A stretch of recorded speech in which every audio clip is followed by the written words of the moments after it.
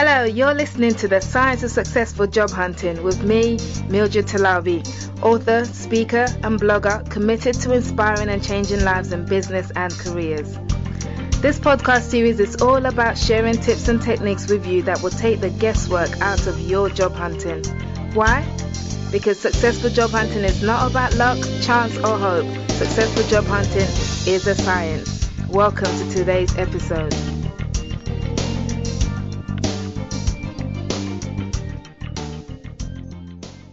Hello and welcome to today's episode of The Science of Successful Job Hunting with me, Mildred Talabi.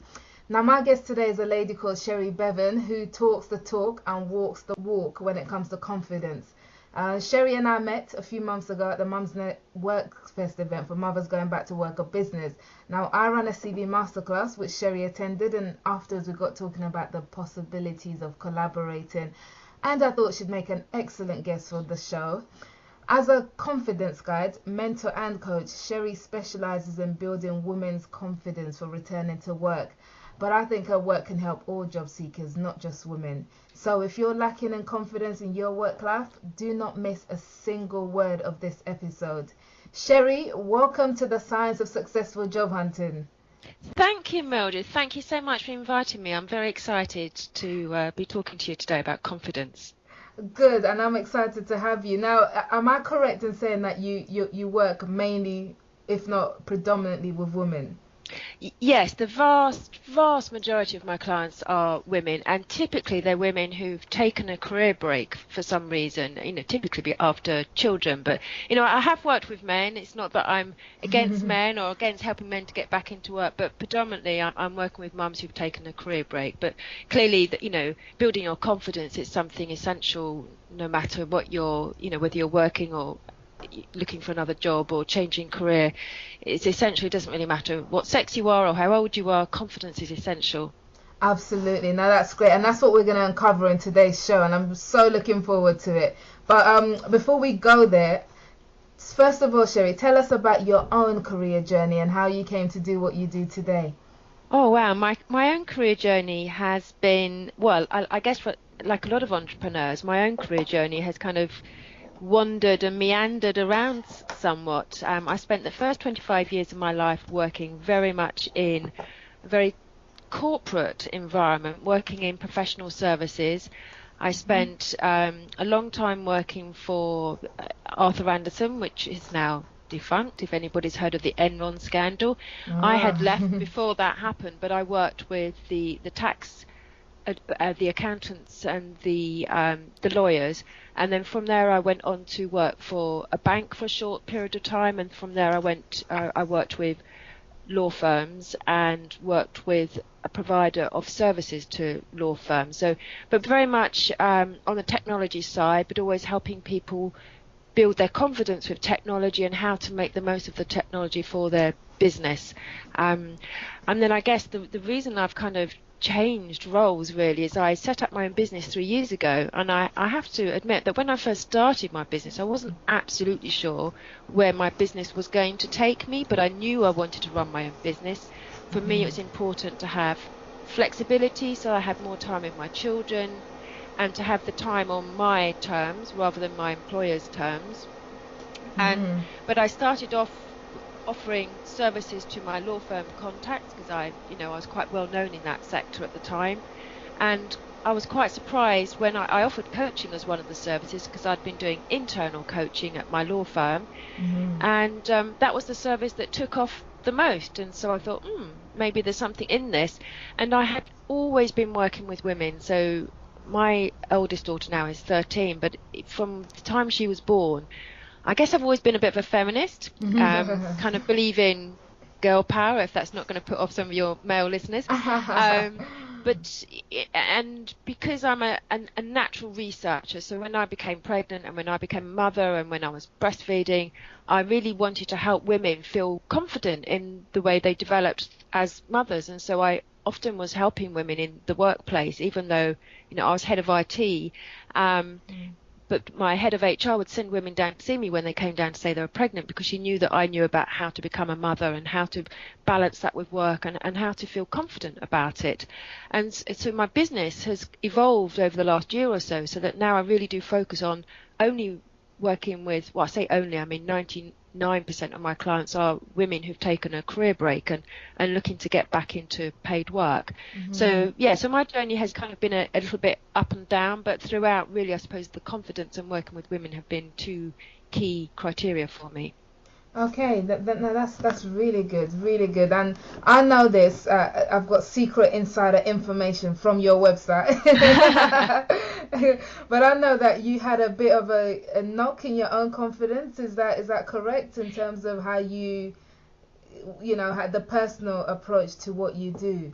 Yes, I guess, I had I've had some ups and downs in my personal life.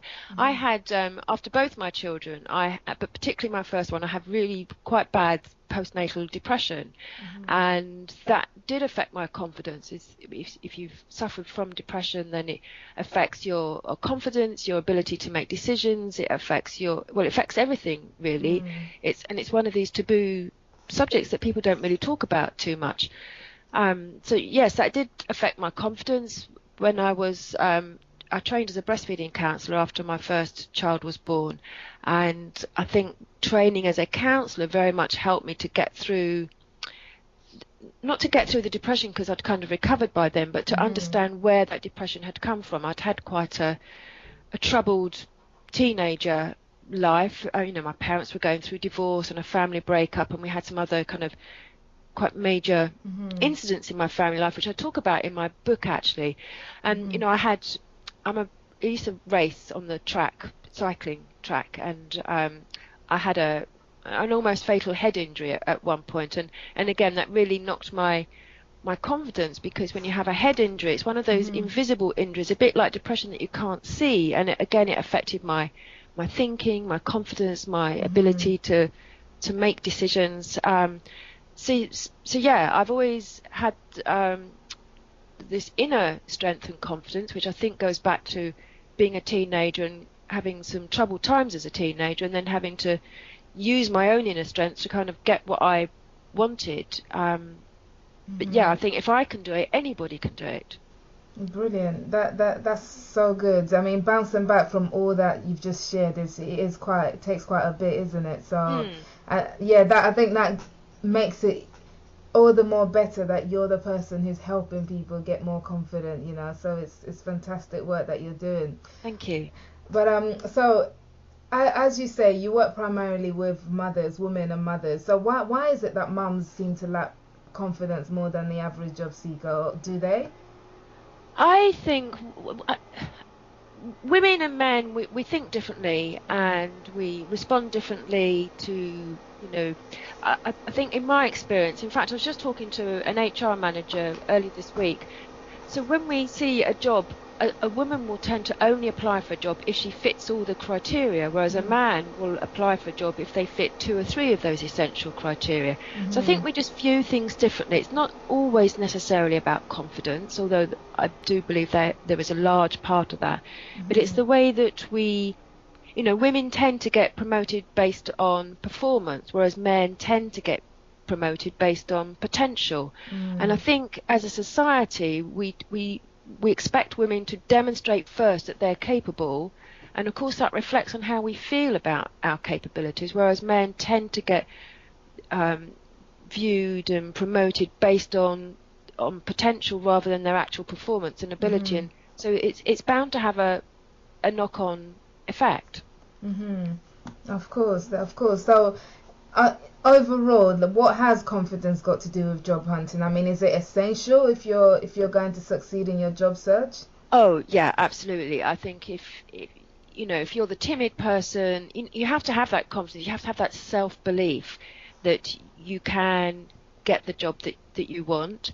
And I think you've got to remind yourself of your talents and your strengths and the experience that you have. And I think if it's taken you a long time to find the right role or to even get an interview, that can really knock your confidence.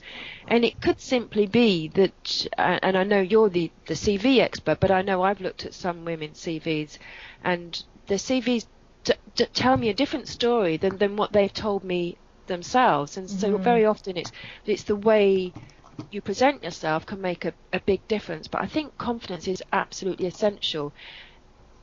And Yes. even if you have to kind of fake it until you make it, so I think as long as you project and present yourself with confidence, then people start to see you as confident, and then that in turn, it's kind of like a self-fulfilling prophecy almost. That's true. That's true. That's an advice lots of people give, isn't it? Fake it till you make it. Yes. But what is I had a conversation yesterday with one of a former CV client of mine, and basically this person did everything right, doing everything right. CV's great, cover letter, etc. is great, but yet they're facing lots of rejections, in the job market. And I know it's tough out there. So how can you remain confident as a job seeker after you've received, I don't know, the 10th, 11th, 100th rejection email in the space of a few weeks or months? Yeah, I think that's tough, isn't it? And I think the thing to remember is that the job market is tough. There is a lot of competition, and you can't control that competition. So what you've got to do is to focus on what you can do, what your talents and strengths are, and on your experience. And I think it's really important to, anytime you get rejection, is to really remind yourself of your skills, your talents, your strengths, your accomplishments.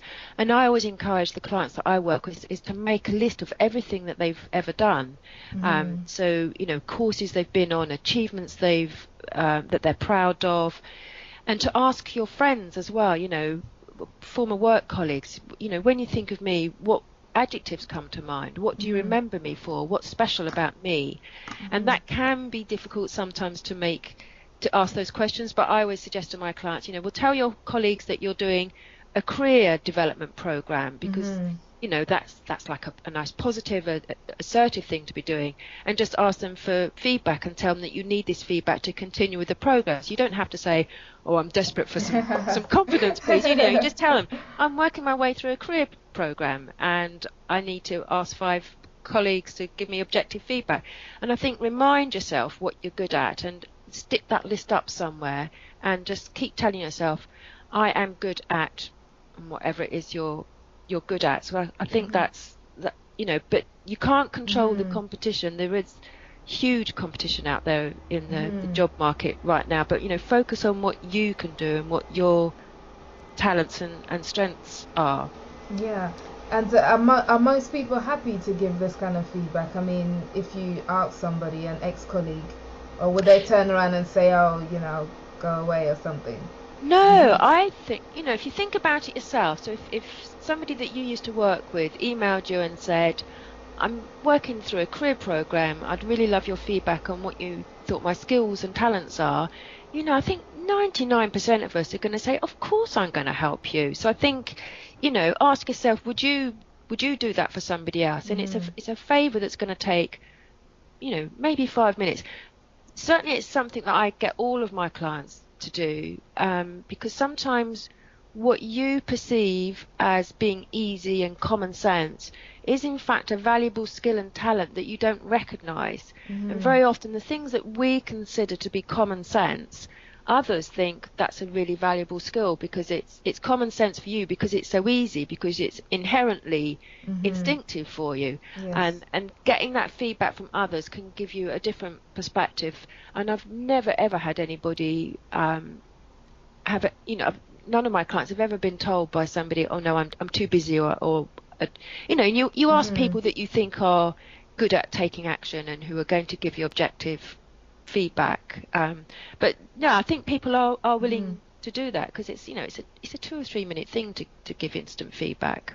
And would you recommend doing this by phone, email, LinkedIn? How can you reach out to somebody? I would encourage people to do it by, well, it makes it short and brief and easy if you do it by email or through LinkedIn.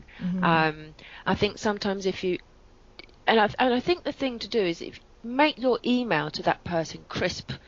Don't do lots of waffle. Hi, how are you? And my cat's got measles and or had kittens, and don't go into a long story. A quick email.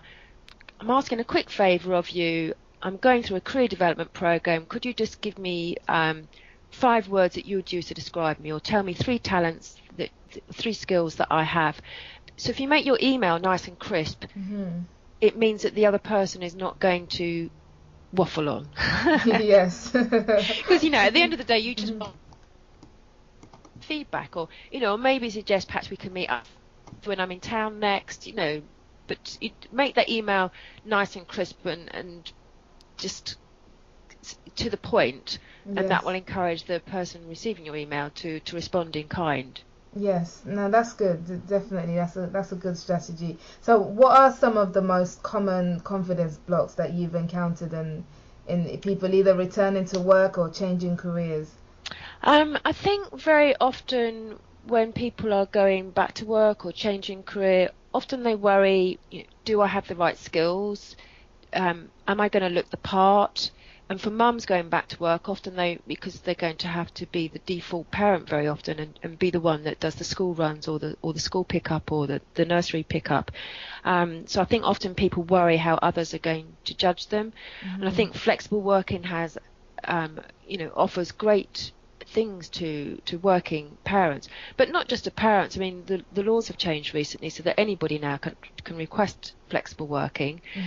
So I think that's a really good thing to build in. But I think people often, there's thousands of thoughts that go through our heads every day, and it's very easy, particularly when you've had several rejections, to get into a cycle of remembering the negative thoughts. So I always encourage people to kind of practice positive self-talk. So kind of pick up and notice the negative things or the negative thoughts that you might hear in your head. Just notice what you notice. And if you tend to tell yourself that you're not very good at Excel, or that maths isn't your strong point, or that you're not very good at meeting people, turn that into a positive mantra. So reframe it. So for example, if you're always saying to yourself, oh, I'm not very good at Excel, I won't apply for that job, then reframe it and tell yourself, every time I use Excel, my knowledge and skills improve. So you're kind of reframing that negative thought and turning it into something positive. And I would encourage people to develop a positive self mantra. So for example, if you know that you're fantastic at building relationships with people and you're very good at encouraging people to share their confidences, use that as your positive mantra. So the things I tell myself, and this is something I genuinely do, I tell myself every day what I'm good at, what I'm amazing at, and I actually do tell myself I'm valuable, I'm amazing, and I use my talents to nurture positive relationships and take action. So I would encourage you to find what you're really good at, what's really special, use that feedback you've had from those former work colleagues, and turn that into a mantra. And what I tell you to do is to say it out loud, so not just in your head but actually out loud, and say it 3 times, and say it 3 times a day. So do it in the morning, do it at lunchtime, and do it in the evening, and particularly just before you go to sleep at night, because your brain waves and your brain thoughts kind of work differently at that time of night. But it's about just putting it up and putting it somewhere where you can see it. So I have my positive mantra is actually part of my desktop on my PC. It's actually part of my background, so that every day I'm reminding myself that I'm amazing and that I feel confident and that well, you can probably tell I love the work that I do. Yes, it's like a positive brainwashing, isn't it? That you have to do. Yes. Because the negative brainwashing that we all, it becomes a habit, and it's about breaking that habit. And science tells us that it takes on average about 66 days to develop a positive habit or to develop a negative habit. So if you keep on doing something, it takes a while to change the behaviour and to develop that positive habit until it becomes something automatic. So, but saying it out loud to yourself, and it might feel daft at first, but trust in the process. Try it out just for 21 days and see how you feel after those 21 days, because I bet you it works. Or Sherry will give you your money back. Oh, I will give you your money back, exactly. Oh no, that's good. That works definitely. That's something that I do as well, so I can testify that it works. Yeah, but okay, it's for somebody who's been on a career break, so whether it's a result of a maternity leave or maybe an illness or something else, so you've been out of work for a while. How can you psych yourself up? I mean, you've touched on some of it already, I guess, the mantras, etc. But how can you best prepare yourself for returning to work? I think it depends on how long you've been out and what reasons you've been out for, and if you're planning to go back to the same career or a different career. But I think it's really important, first of all, to understand, the reason that you're going back to work. So, is it because you want to feel valued? Is it, for mums going back to work, is it the intellectual stimulation? Is it the financial necessity? So figure out really what's important to you and why you're going back to work, and kind of understand what's most important to you, because that allows you then to identify what sort of work you want to do, and whether you want to do something local just to bring in a bit of money, or whether you want to go back into the big city and do something that's a bit more high level. So I think understanding what's really important to you and understanding your values and the reason for going back to work is really important, because then that kind of shapes everything else that you're doing. And I think then the next step really is about understanding your skills and strengths. So, figuring out what's special about you, because we all have different skills and different achievements, but the way that you bring your achievements, your skills, your culture, your background, unique, and nobody can change that. So really understanding your skills and strengths is important. I think if you're going back into the corporate world as opposed to running your own business, then your LinkedIn profile is really, really important. Yes. And I know myself, I mean, I don't recruit now, but when I was doing a lot of recruiting myself, I would always, when I received CVs in from people, I would always go and check what they'd said on LinkedIn and check their LinkedIn profile. So I think that's a really important part of figuring out, looking at your LinkedIn profile with a very detached point of view. Try and be objective when you look at it. Does it really say, why an employer should employ you? Does it really say who you are and what's special about the way that you do it? So I think that's really important, is to really optimize your LinkedIn profile.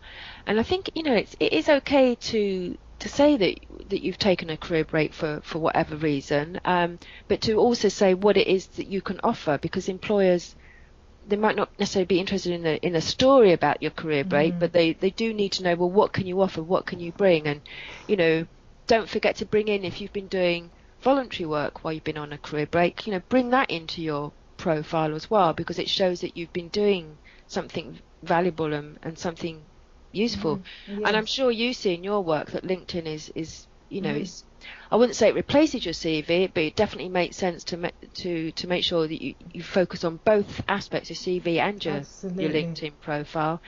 Absolutely, yes. I mean, obviously your CV, I know you talk about that a lot in your podcasts anyway, and so make sure your CV does say who you are and what you are. But I think getting somebody else who knows you to look at your CV, and if you've been volunteering, include those new skills. If you've done something outside of the core work environment, mention that on there. Think about what you want to be employed for, and make sure that is really strong on your CV. I wanted to ask how you can communicate confidence on something like your LinkedIn profile or a CV. I mean, are there key words that need to pop up, or is it just a case of you feel great about yourself and you just put that out there? Yeah, do you know what? I think it's a mindset thing. It's putting yourself out there. And so rather than saying things like, I'm quite good at organising people, you can say, I'm a fantastic organiser. So be really American. Yeah, really enthusiastic. And I was going to say, be really American about it. Yes. A guy my former chief exec at the company I used to work for, used to find it funny. He'd come over to England, and he was an American, and he'd come to the Tube network and say, why does the Northern Line saying it's running a good service a day? Why doesn't it ever say it's running an excellent service? Because in America they would say I'm running an excellent service today. Yes. So I think it's okay to say I'm a fantastic organizer, I'm excellent at building relationships, I'm a really powerful presenter. So be enthusiastic in the adjectives that you use to describe yourself. Yes. And it might feel a little bit over the top, because if you're English, that might feel a little bit, but you can bet that anybody else doing their LinkedIn profile, the ones who get the interviews, the ones who get their foot in the door, they're the ones who have got a really powerful, confident CV and a really powerful, confident LinkedIn profile.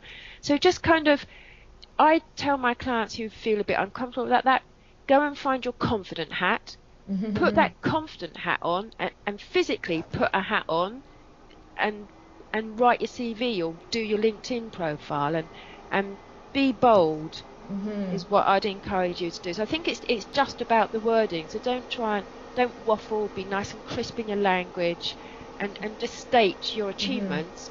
And well, I'm sure you say this when you're doing CVs as well, Yes. but try and quantify your achievements. So if you were responsible for the hardware budget, then specify responsible for hardware budget worth £3 million or whatever, because rather than saying I used to look after the computers, that it doesn't kind of it doesn't have that same ring. So I don't think it's the wording, because language is such an important part, and remembering first impressions count. Yes, of course it does. Of course. And I think one thing that does definitely require confidence is changing careers later on in life.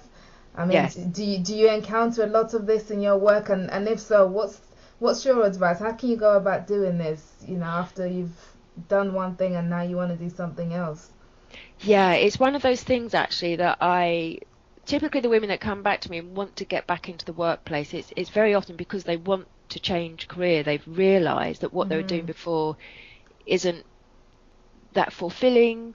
And I think very often so many people that I talk to, and this is true for me as well, you start off in a career and you go up the ladder and you get to the top of the ladder and you think, oh, is that it? Is there nothing else?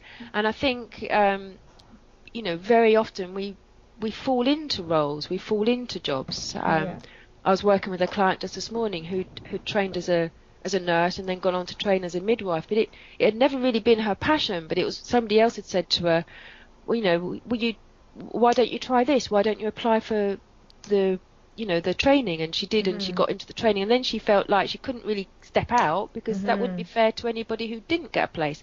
So I think, I fell into technology. It wasn't my plan to get into technology, and I'm old enough that when I was at school, computers weren't taught.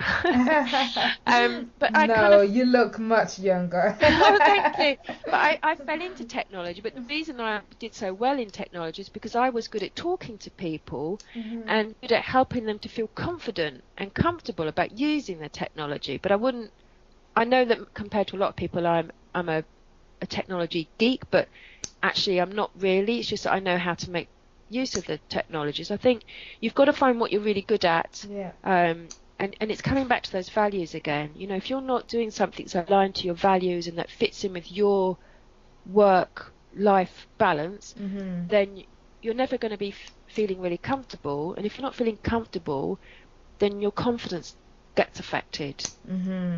So I think, for me, everything starts off with your values and understanding what's important to you about working. And is it just about bringing money in? Is it about having flexibility? Is it about the intellectual stimulation? Are you really career focused and you want to become the next chief executive of your organisation? So I think it's about understanding what's important to you and remembering that what's important to your partner or your friend or your neighbour is different. It's different for every person. Yeah, that's so true, definitely true. And I mean, because time, we're rounding up now because time is going from us. But I know that you've written your first book. I have. I'm so excited about it. Yes, it's such a great achievement. Congratulations. Thank you. It's called The Confident Mother, and it's coming out in September. It is. Yep, it's coming out in September. Okay, yeah, so we'll be able to get it. Oh, can't wait. So I guess what tips do you have? I mean, for it is your main audience, the confident mother. So what kind of things can we expect in this book, and what tips do you have for women who are maybe not so confident and are looking to go back into work? So what can we expect from this book, basically? Well, I guess my first tip is, if you're looking to go back to work is, buy the book and you'll learn everything. But the book really is focused. It's based on an online conference that I ran in January, and where I had lots of different mothers and experts talking about different aspects of confidence. So, around understanding your values, around self-love and nurturing, which might sound a bit woo-woo, but if you love yourself, then you can learn how to feel confident and to be more confident in the way you are at home and at work. There's some pieces in there about how to set up your own business, about how to manage if you're feeling overwhelmed, and how to kind of manage that work-life balance. So it is a book pretty much aimed at women running their own business or working women rather than stay-at-home mums, but I guess that's your audience as well. Yeah. But it talks about the different challenges that mums have been through. So one of the interviewees, for example, her child was born with Down syndrome. There's another mum there who talks about rebuilding your confidence after divorce. So it's talking about different aspects of being a mother and working, and how to kind of rebuild that confidence. But I think it's about understanding what's important for you, understanding your skills and your strengths, and that positive self-talk. You just can't go wrong by reminding yourself that you are valuable, you are amazing, and you've got unique talents and skills that nobody else will have. Oh, that's great. And that's such an uplifting way to end this conversation. Thank you. That is brilliant. So as I said, I'm looking forward to getting hold of this book, and I'm sure everyone listening, who probably more the female audience, will definitely be wanting a copy. So Sherry, it's been wonderful having you on today's show. And before you leave us, please tell us how we can find out more about you. Are you on Twitter? Do you have a website? Yes. You can come to my website. It's sherrybevan.co.uk. I'm on Twitter as well, SherryRB. And yeah, come and have a chat. I'm on Facebook as well. So particularly if you're a mum, there's a Facebook group called The Confident Mother. So do come and join me in there. And it's lots of interesting discussions from going back to work to whether or not it's, what age is the right age to allow your child to have sleepovers, all sorts of discussions around being a mum. Lots of the mums in there are working mums, but some of them aren't. But so I'm on Facebook and sherrybevan.co.uk, and that's where you can buy the book too. Fantastic. Sherry, thank you so much for being on today's show. It's been lovely having you. Thank you, Mildred. Sorry. Thank you so much for inviting me. Okay, you're welcome. This is the end of today's episode of The Science of Successful Job Hunting. Please tune in next week for the next episode. Take care and speak to you soon. Bye-bye. You've been listening to the Science of Successful Job Hunting podcast series with me, Mildred Talabi. Now, if you're a mid to senior level professional looking for a change in your job or career, get in touch with me at www.cvmakeoverexpert.com for help with your CV, LinkedIn profile, and much more. That's www.cvmakeoverexpert.com. Until next time, take care and happy job hunting.